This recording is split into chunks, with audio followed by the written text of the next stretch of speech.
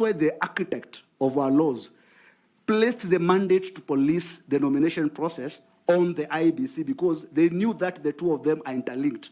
Because if you are going to have a nomination process which is not regulated, then the game, the final outcome of the game will not be free and fair. So the general architect of our electoral system includes the issues of policing the nomination system. So that is one of the reasons it was there. But of course, there are challenges in terms of enforcement. And that's why, if I become the chairman of Iebc, knowledgeable about the issues of that the nomination is a problem, I will implement measures to deal with the issues of nomination. How do you deal with the issues of nomination? I've been City Hall for a period of 8 years. I've witnessed nomination. I know the games which are played, voter suppression, and so on. So that is one of the issues which leads to voter apathy. Thank you very much. Last election, it was said that a huge number of registered voters did not turn out to vote, and perhaps for the reasons that you are giving. Should you be successful in your quest to become the chair of the Iebc, please specify to this panel what measures you will take to mitigate voter apathy, especially now that we have a huge population of potential voters who have attained the age of voting. Thank you. Thank you very much, Melanie Senior. Of course, as I've already previously stated, part of the reason why you have voter apathy, even if you prescribe the medicine, you're not going to get a cure until you deal with the trust deficit. So as granted an opportunity to be the chairperson of the Iebc, the first and most important duty I'll do is to lead the commission to regain its trust in the electoral system. And that one I'll undertake through a national dialogue with every stakeholders. The bulk of the voter apathy is with the youth. So we'll have to institute a national dialogue discussion or a conversation. Why are you indifferent? Why are you not participating in elections? It's very important to be honest. You meet the different group of individuals through a stakeholder engagement. You have a meeting with the youth. I can label the National Dialogue Conference as the Iebc we want, so that as an Iebc is able to get feedback on, so that they can deal with this particular issue about the electors, how the referee has been the reason or the cause of voter apathy. The other issue I'll address is the issue of voter registration. Of course, if you look at the data, maybe it's just because here we don't go deeper like the way the Americans do, whereby they do post-poll and opinion polls, and they're able to dictate or discern patterns in voting patterns. You will find out that part of the reason we have low voter turnout is a question of voter registration. That I registered at the time I'd gone for Easter holiday in Mwingi, but the elections are held in August, and I'm in Nairobi, I'm not available to go. So that way, we really need to relook at our voter registration system and processes. And for that reason, if I'm granted the opportunity to be the chairman of IDC, I'm going to digitalize the voter registration system so that it's not manual. You don't need to go to a polling station to register as a voter. Or you don't need to go and verify your voting or inspect the register at the polling station. Why doesn't the Iebc have an application, a digital platform, whereby, like what we do have in lawyers, we have the e-filing system, there's another SASA system, we have the KRA system, a digital platform relating to voter register, so that, which is interactive enough that a voter can basically register immediately, and if a voter wishes to shift or to move their vote, they don't have to wait until the register, the period for relocating or transferring your election details to come about. So that is one of the reasons, one of the areas we need to address. Thank you very much. Wouldn't that require legislation? Yes. Just brief. Yeah. Yes, it requires an amendment of the Elections Act. The election. Do I proceed? Thank you very much. That's what I was looking for. Unless you have something to add. No. If you're contented, I'm okay with it. I am. Thank you. Thank you very much. Thank you, Mr. Chair. Thank you very much. We will now ask FCPA Tanui to also ask you some questions. Bwana Muvenge, Yes. yes, during your introduction, my colleague here, Vice Chair, asked you about skills. And one of the skills that you mentioned is that you have public finance management skills. Is that correct? Yes, CPA Tanui. Yes, and you also said that you've been an accounting officer for the County Assembly of Nairobi. You're accounting officer for how many years? I was accounting officer for the duration of time I was a clerk. That is a period of 8 years. So when did you leave County Assembly of Nairobi? I left the County Assembly since to be the clerk in the year 2022. Which month? That was around March. March. Yeah, there was in between there were issues with the court cases and everything, and after the determination, that is when I ceased to be the accounting officer. Okay. Yes. One of the responsibilities of any accounting officer under the PFM Act is to ensure that public resources are lawfully used, they are authorized, yeah, they are used in an economical, efficient, effective way, and in a transparent manner. When you mentioned that you are the accounting officer, I actually looked at the Auditor General's report for the County Assembly of Nairobi for the year 2022. And there were a lot of issues that were raised, issues on the financial statements. First of all, it was an adverse opinion, and I believe as an accounting officer, you know what an adverse opinion says when regard to your financial reports. You are aware what an adverse opinion means? Yes, I'm aware of adverse You are aware opinion. of that. Huh? So it was an adverse opinion for the financial statements. And they raised over 20 issues touching on unsupported, unauthorized compensation to employees, payment of allowances to staff above their job grade. And of interest to me, since you are a lawyer and you are the accounting officer, is that you overshot your legal fees budget by over 7.7 million. And in terms of your report on lawfulness, effectiveness of public resources, there were 3 issues with regard to report on internal controls. So there were a lot of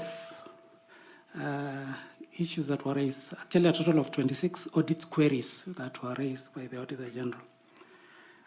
So if appointed the chair, and you've told us you have these public finance management skills. And as I said, I think earlier today that Iebc is one of the biggest beneficiaries of public resources. In fact, if you followed in the media recently, they were seeking for over 61 billion to conduct the 2027 general elections.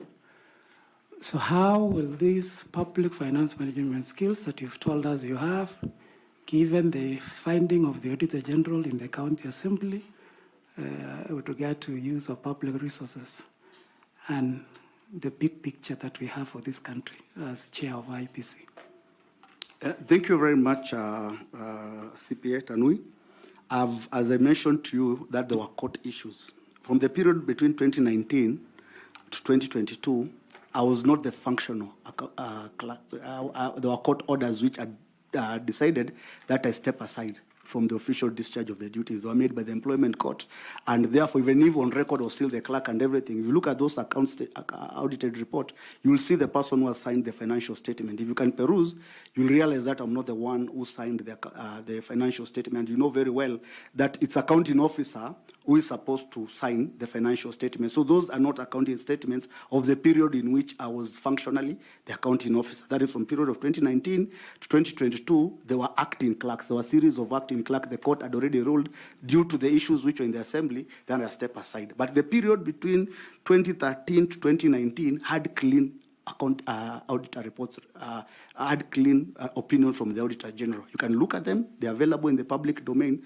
These issues arose during that period of time with the officers who took up the institution. So in terms of running a clean an efficient institution in terms of financial management, my period from 2013 to 2019, those reports of the Auditor General are very clear that we were very effective in the use of public finance. I understand that the IBC, as you have already put, the IBC is one of the biggest, it has a huge budget, and those expenditure patterns are during the period of time, during the elections period. Therefore, the IBC Commission, pursuant to its constitutional mandate to provide, formulate policies and formulate strategies, even though it is not the commission which is the accounting officer. The commissioners are not the accounting officer. The accounting officer is the secretary to the commission. But using the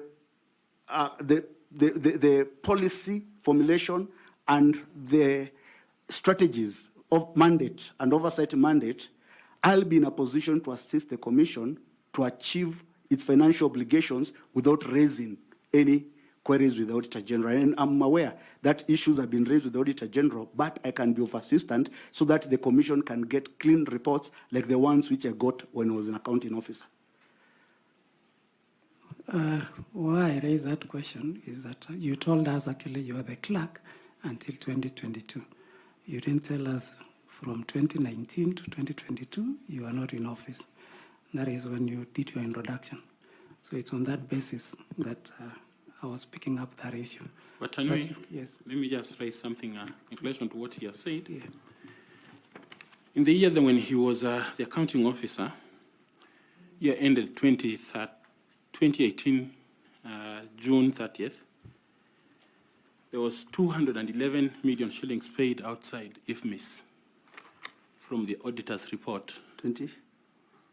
211, 351, 680 were made outside IFMIS during the financial year 2017-2018 as tabulated below by the County Assembly.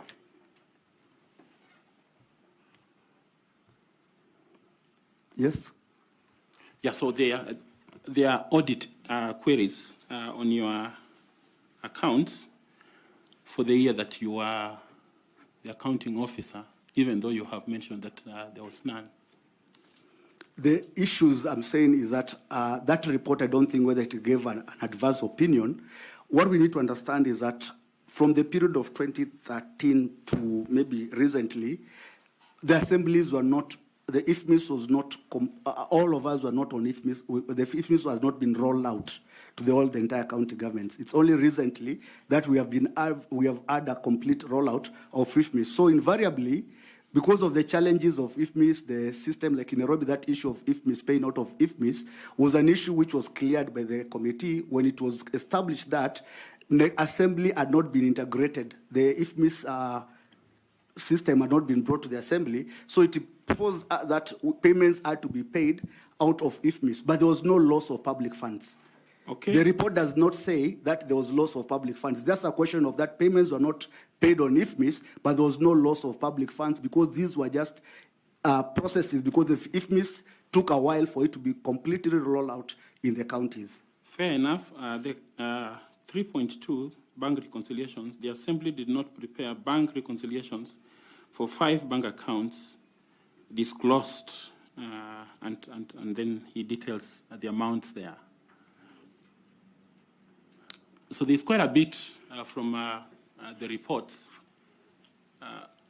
that you have alluded to have been clean. I think there's quite a lot. It's just that time does not allow us. But can you please proceed? Thank you, Chair, for those clarifications. Let's move on. One of the areas that have come out, and I think you did mention that there are several bills and regulations that are yet to be enacted or promulgated that touch on IBC. One of them is the IBC fund. What would you, as the chair of IBC, what would you do to operationalize that fund. It is there in law. And as you give us a way forward, how different will that fund be, or how helpful will it be to the operations of IEBC, given the current funding arrangement that is done through the Exchequer? Thank you. Thank you very much, Chair. The issue of IBC fund is not unique to the IBC only. The issue of funds, it's also an issue at the judiciary with respect to the judiciary fund. It's also an issue at the parliamentary service regarding to the parliamentary fund. Even where I was in the county assembly, our laws which governs operations establish the county assembly service fund. But the law can establish fund, but the fund has to be funded. So that's where the problem is. The fund is basically like a basket, it's like an account. It doesn't generate its own money. It is a repository where extra resources can be kept so that they can be plugged back in after years. If you're not using these resources, you can. So the idea of a fund in terms of when you establish this institution, it means if at the end of your financial year, you had been given a budget of 16 billion and you're not able to extinguish the entire budget and you have left with maybe a surplus of around 5 million, you can deposit that fund, that amount of money into the fund so that it can be carried over. Unlike the financial system whereby at the end of every financial year, the PFM requires those budgetary resources to revert back to the treasury. So when you have a fund, the funds are supposed to be deposited there. The other use of the fund is when you are getting special funds for particular purposes, special purposes. Like maybe you had requisition funds for voter delimitation exercise, and the treasury had already allocated resources of around 5 billion for that particular exercise, and for one reason or another, that exercise is not able to be executed. Instead of returning those resources back to the national treasury, the resources can be deposited there. Of course, the other one is also extra funding. So this fund has always been a big debate with the national treasury. Due to limited resources, they argue that there's a lot of demand from the entire Exchequer has got a lot of claim. So there's no, that is the argument, it's not my argument, that it will not be useful when we actually borrowing money from the banks to pay your recurrent expenditures, then we give you the money and you keep it in a fund. But the reason why the IBC fund was supposed to be kept is that these resources can remain with IBC even if they're not utilized, all of them. It's a question of engagement with the National Treasury so that they can understand. And for that reason, it's very incumbent upon the IBC commissioners who understand this public finance arrangement to negotiate. And that's why I'm offering myself based on my political skills. It's a question of negotiation with the National Treasury. When I was the clerk of the County Assembly of Nairobi, the requirement was that we'll get money from the National Treasury real time. Yet parliaments don't get money real time. Parliaments operate within immediate needs. There's a need for money today, then you need to pay for that services. But the controller of budget had come up with guidelines whereby you can only first of all requisition the funds, and once you requisition the funds, that's when you're going to be paid. But the funds may be to pay for an emergency, maybe a trip or a retreat or something. So what I did, using my political management skill and experience, had a meeting with Madam Agnes Odhiambo. And we agreed, explained to her, look, the assemblies are different. We really need to have money in our bank account to fund our operations. And the agreement we agreed on, that she will allow us to get 20 million in advance. We utilize that 20 million, and then we account later, then we get the next refill. And for that purpose, we are able to have a sustainable flow of activities without interruption. And that is a negotiation. So IBC requires that skill, that you can be able to go to offices and negotiate. You can go and explain your position to the National Treasury, because having interacted with the National Treasury, myself as an accounting officer, it's all about negotiation. It's all about explaining your position and understanding. Then this fund can be activated, it can get money. Those activities, when we have not utilized our resources, we can still retain the resources so that we don't even end up with issues of something like pending bills. One of the greatest causes of pending bills is that the financial year comes to an end, you already have a contract which is ongoing, and by the time the new financial year has hit in, then the resources have already been transferred back to the National Treasury, and you are supposed to rebudget again. But when you have a fund, if IBC was in the process of procuring some goods and services, it's able to store those resources in the fund because they had already been budgeted and paid back at the end, at the advent of the new financial year. We will be in a position now to go back to the fund and pick up those resources. It's a question of having a pocket. I'm not able to buy today, I've put the money in this pocket. Tomorrow, I'll be able to pay when you deliver the goods. That is basically the idea surrounding the IBC fund. Thank you. And lastly, now given your area of expertise as an accounting officer, you've appointed the chair of IBC. What accountability mechanism or structures will you put in place to ensure that the resources that have been given to IBC, aware that you are not the accounting officer, but you are responsible for the commission. You are the head of that election management body. So what structures as the chair and chair of commissioners will you put in place for accountability and transparency in the use of public resources? Of course, the utilization, the expenditures I've already agreed is that it's a work of the accounting officer, but it is the IBC, the commission, to exercise oversight and provide the strategic directions and the policies for utilization of the resources. So I'll implement two mechanisms. First is a question of procurement planning, financial planning and procurement planning.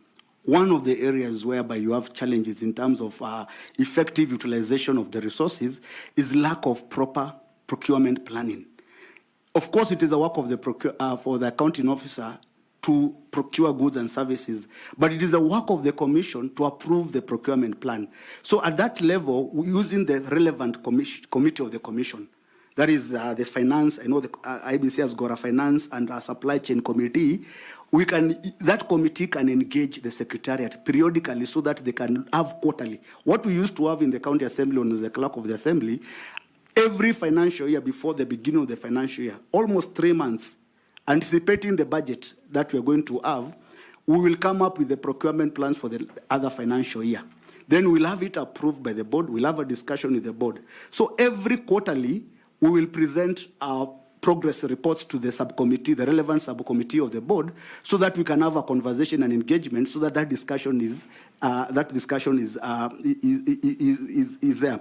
So in terms of yes, that's one. Yes, yes. the second one, so that we save on time. One Say two strategies. One is the procurement plan. The other one is? The other one is establishment of this committee so that they have clear mandates. If you look at the IBC, the commission committees do not have an establishment. They are not clear in terms of their mandate, and that is one of the recommendation which was made in the Kregler's report. If you look at the Kregler's report, he actually pointed out that these committees of IBC, they have got no foundation in legislation. So we really need to enhance the functionality of the committees by stipulating their mandate in legislation through law reform. That is what I'll also, so that these committees can be robust, so that there's no pull back and forth between the secretariat and the commission that you interfere in our line of control, yet the committees have got clear mandate in terms of that more effective, effective oversight of the resources. Wish you well. Thank you, Chair. Thank you, FCPA Tanui. This time, I want to ask Evans Misati to ask you some questions. Thanks so much, Chair. Mr. Mfenge, now I want to ask you a question related to the level of preparedness that we need to have as a country before the 2027 general election. If you are given an opportunity and you are the chair, assume you are the chair of IPC today, or rather when you are given that opportunity, what would be your priority areas in preparation for the 2027 general election? Just to mention a few. Thank you very much, Member Misati, Mr. Misati. We are all aware that by the time this process of constituting the commission is in place, we'll only have hardly 2 years to the election. And if you look at what we refer to as the electoral cycle, we are now in the second electoral cycle, which is pre-election cycle, which comprises of activities where this is when there's trainings, planning, information, and voter registration exercise. So the commission, when it takes office, and if I'm lucky and privileged to be appointed as a commissioner, the first priority area of engagement will be law reforms. You cannot conduct, they recommend law reform. Law reform means we really need to work on our laws. That is the IBC, as I mentioned, currently has got 4 pieces of legislations which are critical for smooth functions of the election.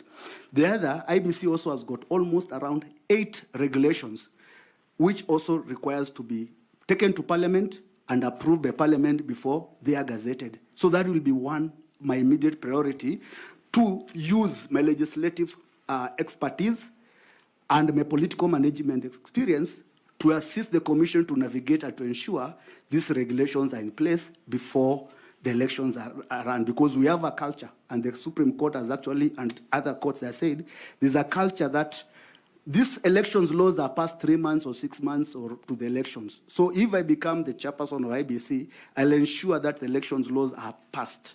I'll assist the Commission to ensure that the election laws are passed early. The other issue I'll deal with is the issue of voter registration. We really need to deal with that issue of voter registration. We'll have to look at the direction in which the issue of boundary delimitation. That is sorted. If you can kindly mention them. Oh, I mentioned them. So We don't want explanation. So, okay, if it's a question of mentioning, I deal with the issue of electoral planning and operations, sorting out the issues of the logistics of IBC. I'll have to organize a logistical program which runs from 2 years to the election time, so that some activities of the elections which are non-essential can be brought forward and can be handled within the pre-election period. And basically, that is my answer.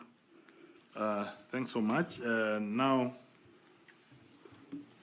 it's in public domain that in the past, the political influence or attempts to influence the IPC through a commissioner is a risk.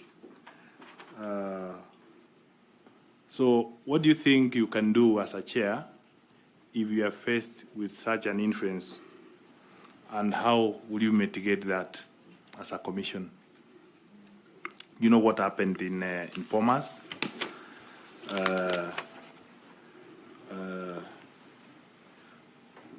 The boardroom rapture, such like issues. So how do you think you'll be able to face that or mitigate that as if you are a chair of the IPC? Thank you very much, Mr. Misati. Of course, it's very important that if I become the chairperson of the commission, to make my members understand. Of course, the law provides that before you assume a state office, you must swear an oath of office. That is the most important thing. Then you must also subscribe to a code of conduct. So it's very important at the outset for the members of the commission to understand the code of conduct and the extent, especially Article 74 and 75 of the Constitution. So Are you saying the ones who did that had not sworn the code of conduct or not sworn it to? They are done the same. So what is it that you can do different, please, so that we are able to move?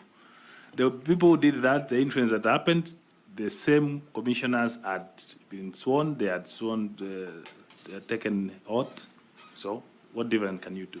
What I can do, of course, I was building up on the issue of sensitization. There's a question of understanding the code of conduct. Number 2, I'll also use the system of ADR. My political skills, I've been in the parliament, I've been in committees of parliament, I've been in committees of the county assembly, and the issues of conflict of interest, issues of member behaving badly, or members crossing the line, or issues of integrity, sometimes they'll arise. The skill which you have learned in those institutions, first of all, is to deal with the members. What we say, can you empty the secretariat out so that we have a one-on-one meeting? Because if I say that the minute we are aware of that, we institute Article 251 process of removal, I don't think that will be the first. The first step will, first of all, to deal with the ADR. You must have a bare knuckle meeting. I've been in committees of parliament whereby members have had bare knuckle discussions. Wewe unatuuza. You must change. That is the first strategy. Number two, if a member does not change, if the conduct of that particular member borders criminality, if the conduct of that member infringes on the Electoral Offences Act, then we'll institute a relevant complaint as a commission to the relevant agencies to take charge. Thirdly, if that conduct, again, we in our own discussion, that is an issue which it has to be agreed as a commission, then we can sign a petition to institute or to start Article 251 process for removal of a member. But my political skills, my political experience skills means that, first of all, you must have coherence. You must have cohesion, and you must have communication channels in the commission so that when these issues are rising, you yourself, you can first of all handle them. If you're not able to handle them, then the law will take its course. Thanks so much. You have tried to answer the question. Now, lastly, you are aware that the political parties, as the key stakeholders, how will you manage the political parties in a scenario where you find that political parties have diverse interests and a situation where they put pressure on you? Which mechanism can you use to ensure that there is dialogue to engage the political parties so that when you have your plans as IEBC, election management plans, the regulations that you're talking about, you mentioned about regulations and wanting to make sure that they are passed. You cannot be able to pass them without involving the key stakeholders who are actually the users. It's like a football game. You have to tell the players the rules of the game. So what will you do to ensure that you have a smooth learning relations with the political parties? The first point is we should, as a commission, develop a stakeholder plan specifically tailor-made to deal with this one particular stakeholder. We have the broader stakeholder plan, but we must have a stakeholder strategy